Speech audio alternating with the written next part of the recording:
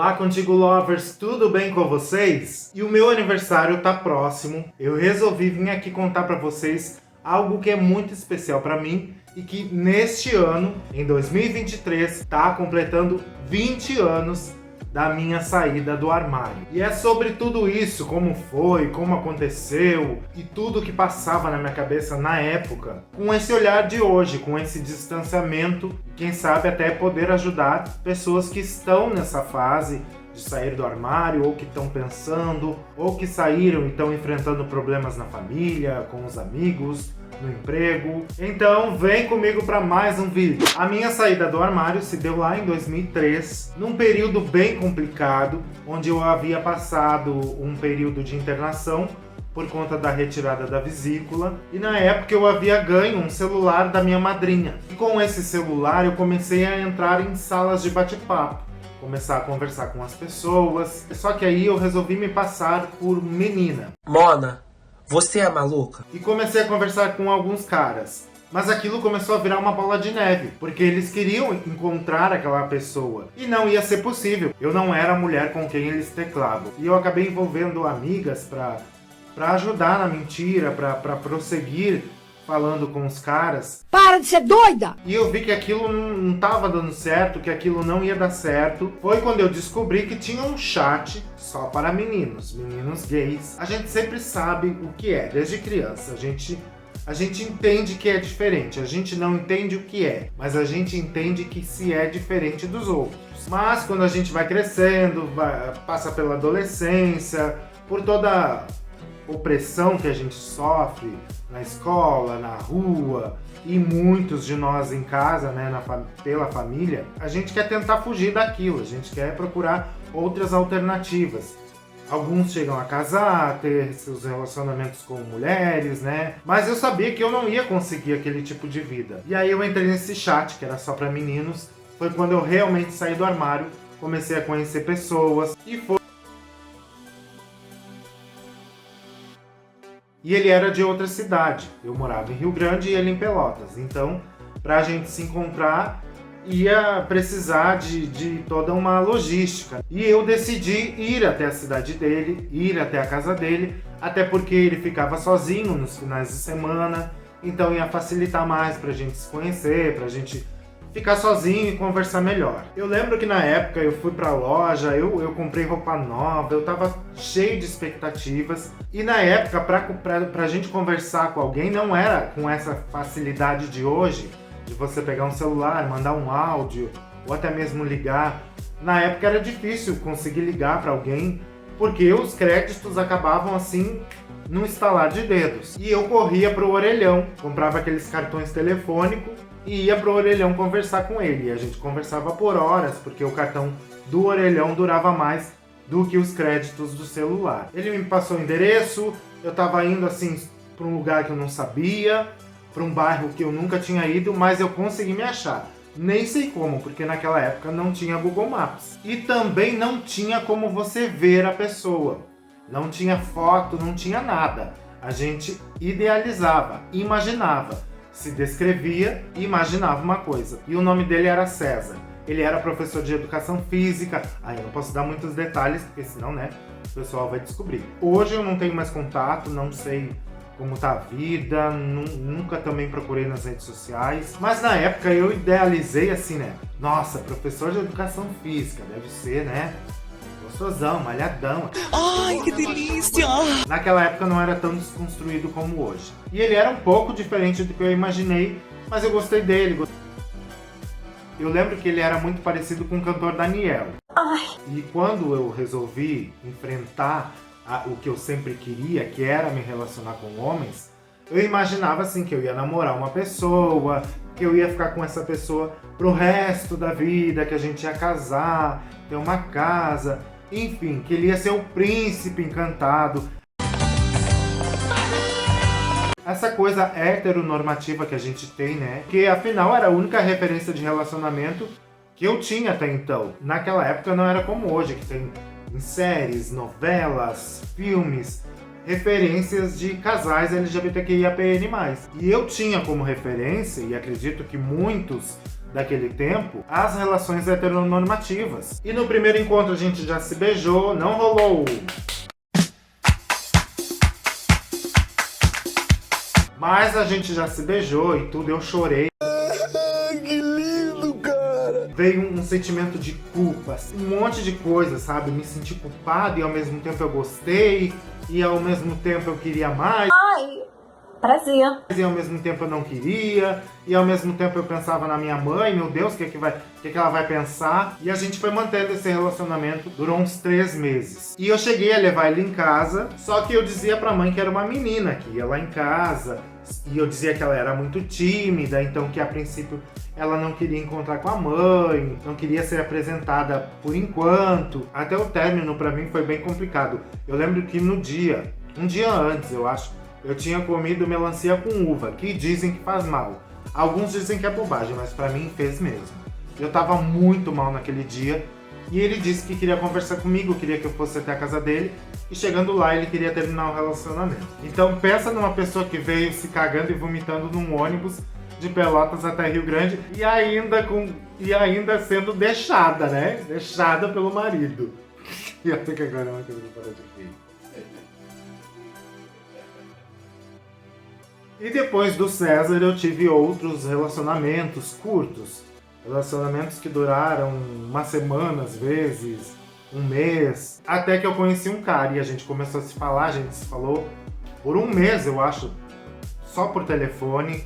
E quando eu fui conhecer ele pessoalmente, não bateu. Não sei o que aconteceu, não bateu. Na verdade, ele não gostou de mim, eu gostei dele. E aí eu queria ficar com ele de qualquer jeito, né? E ele dizia que era apaixonado pelo ex dele, que ele tinha terminado um relacionamento de 8 anos, mas eu quis tentar. E nessa tentativa, eu fiquei deprimido. Eu peguei uma bela de uma depressão, onde eu tive que procurar tratamento, tomei medicação, tive inúmeros problemas no trabalho, porque eu não conseguia trabalhar direito, eu só chorava. E foi nesse período que eu realmente saí do armário. Eu já havia contado para algumas pessoas, para amigas, no trabalho, para algumas colegas, porque eu também já estava cansado daquela coisa de ficar escondendo. Só que em casa eu não tinha falado ainda. E esse era o grande problema para mim. Embora eu sabia que a mãe sempre soube, desde criança. Ela foi chamada na escola, porque eu só andava com meninas.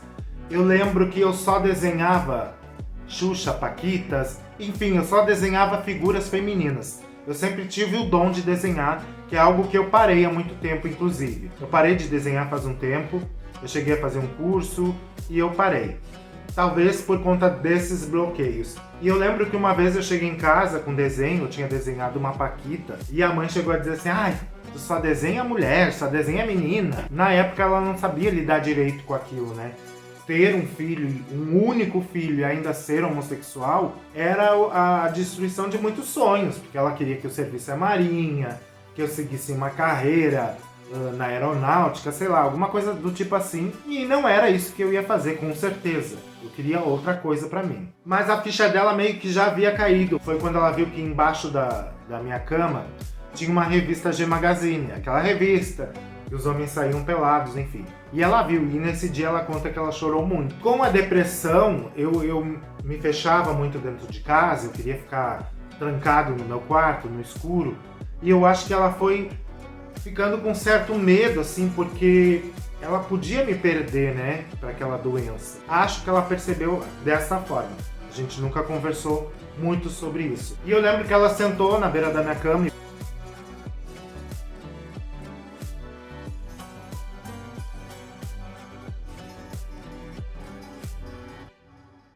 só que eu dizia que era um amigo, claro. E ela foi me perguntando e eu fui confirmando e dessa forma que eu saí do armário. Em meio a esse caos todo que foi a depressão na época. E aí ela me acolheu, ela disse que tudo bem, que ia, né, que me aceitava do jeito que eu era, que ela sempre soube, desde criança. E aí, com a minha saída do armário, eu me senti mais livre. Aí eu fui me libertando dos remédios, das sessões de terapia, fui conhecendo mais pessoas, comecei a frequentar as festas. E quando a gente vai falar pra mãe, pro pai, enfim, a preocupação deles é sempre assim, o que os outros vão pensar? E essa é uma questão que pesou bastante. Porque antes de contar pra mãe, eu já tinha contado pra outras pessoas. Ela queria que eu tivesse contado primeiro pra ela, claro. Só que a gente fica com medo, né? A gente fica com medo da reação. E eu fui saindo daquele armário, fui vivendo a minha vida. No trabalho eu também não escondia, todo mundo sabia. E quando a gente sai do armário, são várias saídas do armário, né? A gente sempre tem que estar saindo do armário muitas vezes. Cada empresa que eu ia, eu tinha que sair do armário. Cada empresa que eu ia trabalhar, era uma saída do armário, porque a gente vai conhecendo as pessoas, vai convivendo e falar da vida, falar do dia a dia faz parte. Eu fui fazer faculdade, eu tive que sair do armário. E não tem como a gente não falar da nossa vida no dia a dia, porque a gente vai pegando uma afeição às pessoas, a gente vai conhecendo e vai trocando ideia, e aí você vai falar da sua vida, não tem como fugir disso. Então hoje eu me considero numa situação muito confortável, porque eu não tenho mais que sair do meu armário, assim, nos lugares que eu vou, nos lugares que eu frequento, porque hoje em dia a gente vive numa bolha.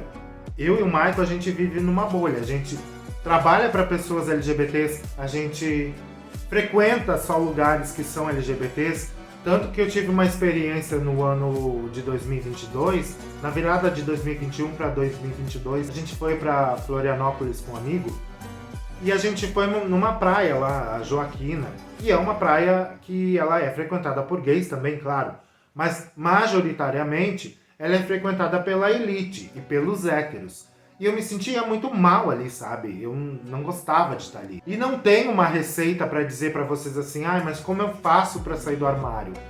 Não é como um bolo, que a gente vai lá, pega os ingredientes, faz e tá pronto. Cada pessoa vai se entender de um jeito, cada pessoa vai ter os seus medos, vai ter suas inseguranças. Tem família que é mais flexível, tem outra que não. Tudo isso vai pesar. Mas olhando assim, 20 anos depois, a única coisa que eu me arrependo é de não ter saído mais cedo do armário. Eu fui viver a minha adolescência passado dos 20 anos, meus 25, 26. Inclusive, a adolescência do LGBT é... Porque até pouco tempo atrás, eu era um adolescente, eu queria festinha, eu queria conhecer as pessoas, aquela coisa de cheguei a ter 3 namorados ao mesmo tempo. E o único arrependimento que eu tenho é esse, de não ter começado mais cedo, de não ter tido essas vivências mais cedo. E a saída do armário de vocês que me acompanham, como foi? Como se deu? Foi complicada? Foi tranquila? Ou se tem alguém aqui que tá pensando em sair do armário, que tá nesse processo? Eu sei que meu público é dos 30 a mais, mas tem gente aí dos 20 menos que me vê. As métricas do YouTube me mostram isso. Então contem pra mim se vocês estão nesse processo, como vocês estão lidando com esse processo. Mas o resumo de tudo isso que fica é o seguinte: eu não conseguiria viver uma vida que não fosse essa. Então contem pra mim, porque eu quero saber, porque vocês sabem que eu sou fofoqueira! E é isso, gente. Eu agradeço por vocês terem estado comigo neste vídeo até aqui. Eu espero que vocês tenham deixado o like. Se não são inscritos no meu canal, chegaram aqui nesse vídeo, gostaram dessa carinha, desse rostinho, já se inscreve no canal e ajuda esse youtuber a crescer dentro da plataforma. E por hoje é isso, e eu conto contigo.